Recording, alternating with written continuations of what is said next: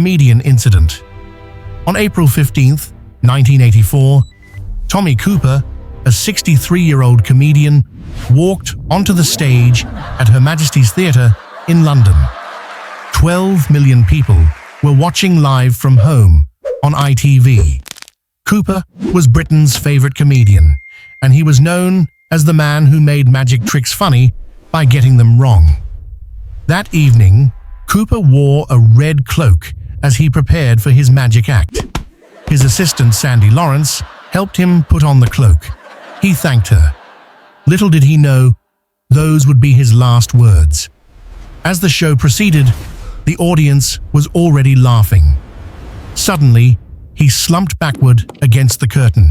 His body twisted, his legs twitched. The audience roared with laughter. They thought it was part of the act. Cooper was famous for physical comedy. This looked like another one of his brilliant gags. But behind the curtains, something was wrong.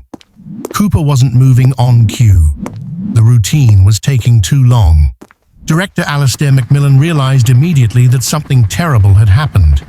He cut to an unscheduled commercial break, but they had to continue the show. Les Dennis and Dustin G were pushed onto the stage, while behind the curtains, people desperately tried to save Cooper's life. They attempted CPR, but Cooper wasn't responding. He was rushed to Westminster Hospital and was pronounced dead on arrival from a massive heart attack. Tommy Cooper died to roars of laughter, while 12 million people thought it was just another joke. The Phoenix helicopter. On July 27, 2007, two news helicopters were covering a police chase in Phoenix, Arizona. The helicopters belonged to KNXV-TV and KTVK. Both stations were broadcasting the pursuit live. It was mid-afternoon, a routine chase. The suspect was fleeing in a stolen vehicle as police followed. The helicopters circled above, filming. KTVK's helicopter carried pilot Scott Bowerbank and photographer Jim Cox. KNXV-TV's helicopter carried pilot Craig Smith and photographer Rick Krolak. All four were highly experienced. Around 12:46 p.m., over Steel Indian School Park, disaster struck. The helicopters collided in mid-air. The rotor blades hit each other. Metal tore. The aircraft spun out of control. Viewers at home saw the helicopters briefly in frame, then suddenly plummeting to the ground. One crashed near trees, the other nearby. All four men died instantly. Miraculously, nobody on the ground was hurt. The academic interview. On September 12, 2018, Professor Rita Jatendra appeared live on Doordarshan's Good Morning J&K, an Indian TV news program. She was there to discuss political issues.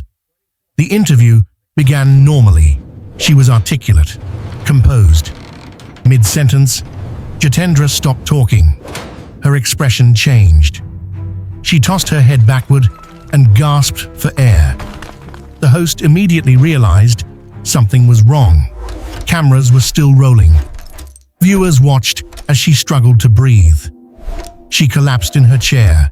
Studio staff rushed over. Medics transported her to a hospital, but she had suffered a massive cardiac arrest. She was pronounced dead shortly after arrival. The incident shocked India. A respected academic had died live on television. The breakfast show incident. On November 13, 1986, 24-year-old Michael Lush was rehearsing for a stunt on BBC's The Late Late Breakfast Show. The show was known for its dangerous live challenges. Lush volunteered for a stunt called Hang 'em High, involving a bungee jump from a metal box suspended 120 feet in the air. During rehearsal, the box was hoisted high by a crane. Lush was secured to an elastic bungee cord with a carabiner clip fastened to an eye bolt. Then came the signal. The box opened and he dropped. But something went terribly wrong. The clip detached from its mounting. The cord failed to stop his fall. He fell the full 120 feet, striking the ground. He was killed instantly. The tragedy ended the era of unregulated live stunts on British TV, the sci-fi tragedy.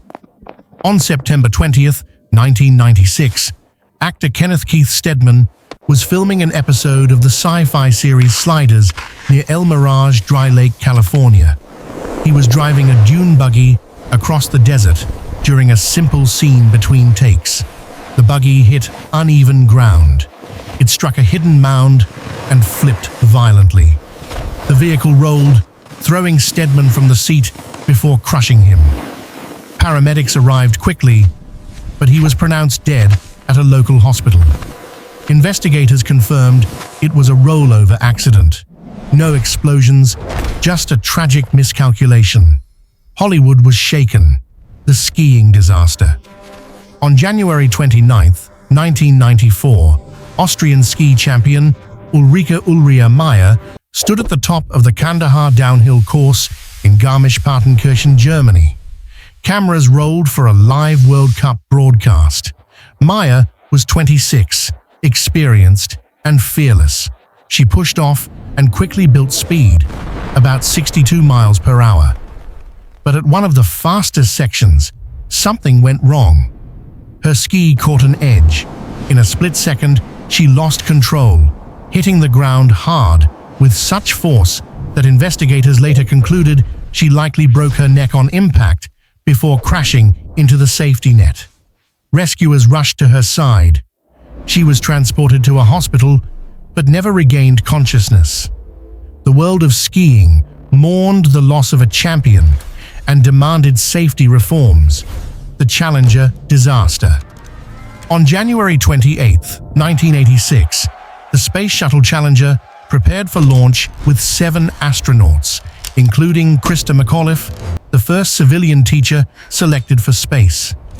Schools across America were watching live.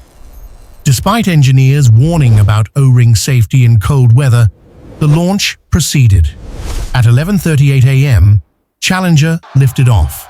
For 73 seconds, everything seemed perfect. Then, disaster struck. A massive explosion erupted. The shuttle broke apart.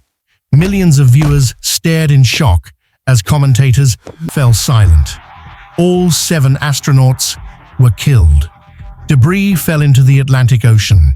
Investigation confirmed O-ring failure due to freezing temperatures. A moment of national pride became one of America's darkest tragedies, the superhero wrestler. On May 23, 1999, wrestler Owen Hart was scheduled to perform at WWF's Over the Edge event. As his superhero alter ego, the Blue Blazer, he was supposed to descend from the rafters on a cable.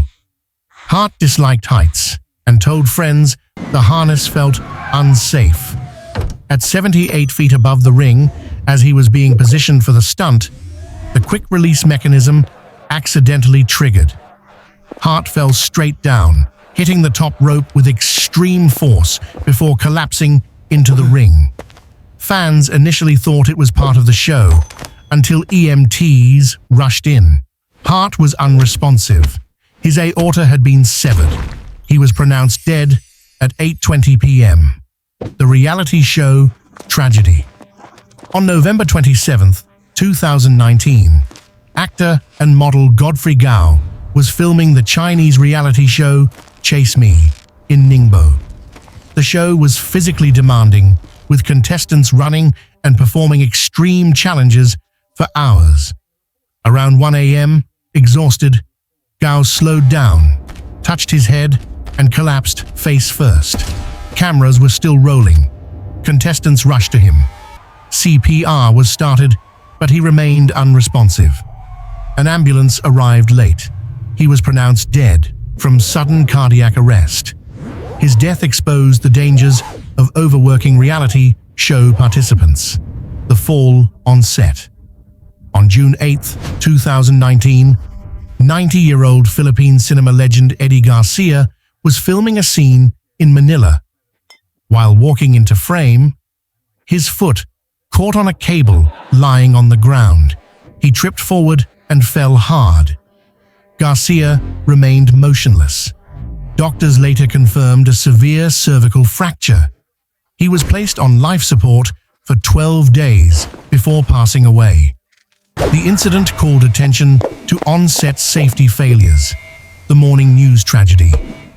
On August 26, 2015, reporter Alison Parker and cameraman Adam Ward were conducting a morning live broadcast in Virginia when gunshots erupted. The camera fell, the feed cut, and viewers were left in confusion. Both Parker and Ward were killed by a former disgruntled employee who fled and later took his own life. The Cavett Show incident. On June 8, 1971, during the Dick Cavett Show, guest J.I. Rodal, founder of Organic Gardening magazine, had just finished an interview when he leaned back, closed his eyes, and stopped breathing. At first, the audience thought it was a joke, but Cavett realized something was wrong. Rodal had died instantly from a heart attack. Live in the studio.